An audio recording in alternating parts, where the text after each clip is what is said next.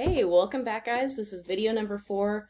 We're just going to review the last rule, which is the rule of thirds, in the notes that I have for you about the 11 rules of composition.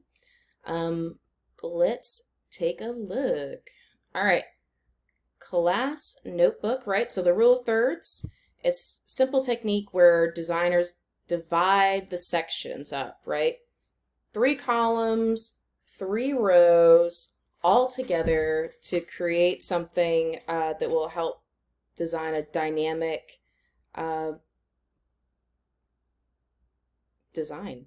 You know, it's going to create things a lot more easily for you. If you're having a hard time laying things out, you're not sure where to go with the grid, where to put your focal point, your hierarchy of elements, where to have something if you want it with contrast to weigh and be light, all those things come together, and this might be a really great tool to use. So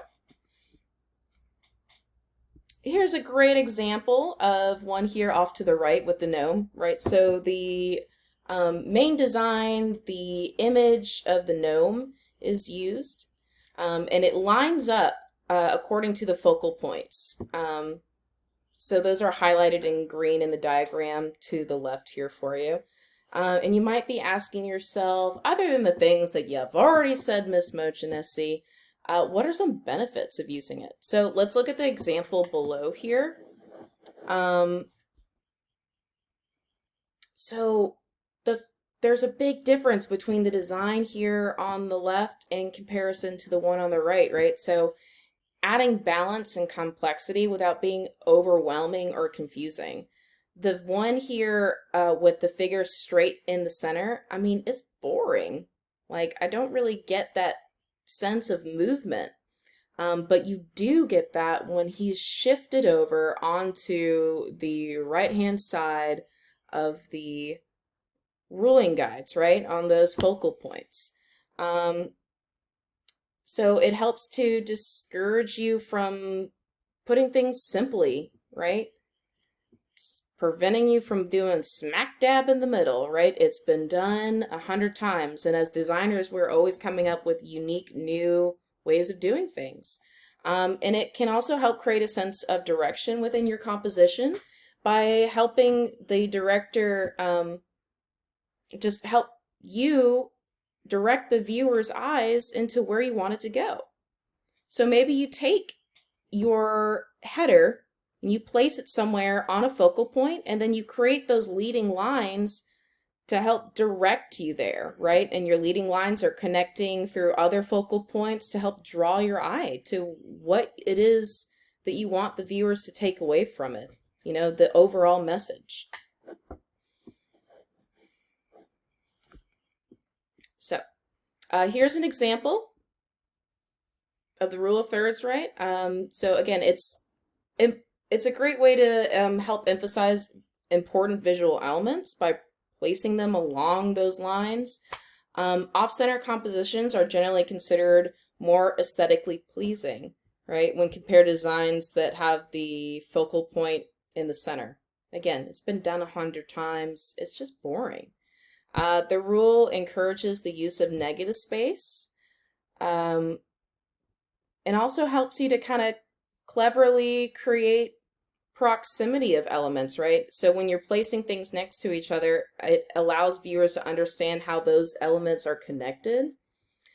So this really big takeaway here, sometimes called PowerPoints or crash points. So placing important compositional elements on an intersection of the horizontal and vertical lines will help create that elusive sense of balance, movement, and ultimately result in more polished, cohesive compositions. So when you guys are doing your designs for here on out, we are really focusing on how strongly you guys are implementing these rules throughout your design. I want you to go on a deeper level to think about what it is that you're creating, why you're creating it, how you're attracting people to it, right? And also have fun and make this interesting for you as well, right? you're going to see a big difference between the design work that you've been making in comparison to what you will be making if you always consider these things. I have other resources here, so don't forget those are here. We have principles of design work here for you. I think some other channels also have, and my other teams have, the elements of art, so I'll make sure to put that in here so you guys can reference all of those. Let this help you in creating some variety within your design work, right? We also have the resources for Canva to help you understand how to use these. So there are some examples, how to use. I have a video of me using the program on my phone, using it on the web browser, on your computer or laptop. And also all the videos for this class are going to be posted in this channel. I'll be posting them over to the side so you guys can quickly get to them. Lastly, I'm looking at you guys, looking at all you guys. You need to turn in your assignments. Turn them in. It's almost Friday. Spring break is just around the corner. It's going to be beautiful, but you're going to be stressed out if you don't turn those assignments in. So you go to the assignments tab up at the top. Make sure you're underneath general. And you guys should have these listed here. If you have already turned in an assignment, there's going to be a tab underneath here that says you already turned it in. So make sure that you have created your Canva account. You've created an announcement about 3 things that you enjoy. Make sure you created the Spirit Week banner from last week, right? Come up with some photos and really feature that one day of that week that you're interested in. Or you can have multiples, that's fine. Also make sure that for our last assignment, you guys create the flashcard. Create the flashcard, right? So review the section that I just reviewed with you about our class notebooks, the 11 rules of composition. Pick a vocabulary word that you want to use. So one of those 11 topics. You can even choose a sub-vocabulary word. So like, for instance, in symmetry, we're finding like balance, right? There's asymmetrical and symmetrical balance. Those could be used as vocabulary words for sure. You're going to create your canvas in Canva, 5.5 by 4.5 inches, okay? And make sure to submit everything. If you guys are interested in taking a look, I have the rubric off here to the right. This is kind of what I'm looking for. Make sure you guys double check your spelling. And I'll just show you guys again in this video. I have another video that I'll show y'all. If you guys are still not too sure about how to submit work, let me just show you an example.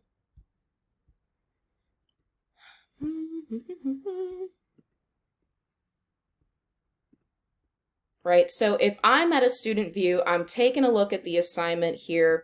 There is work that the teacher, or like for me instance, might put in here for you.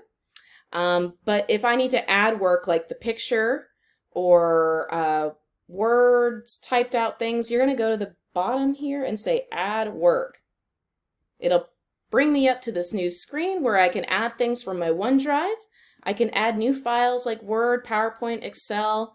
I can link that document if I want to just share the design. But if I want to download the document and upload it here, which is my preferred method for you guys, you're going to go down to say upload from this device.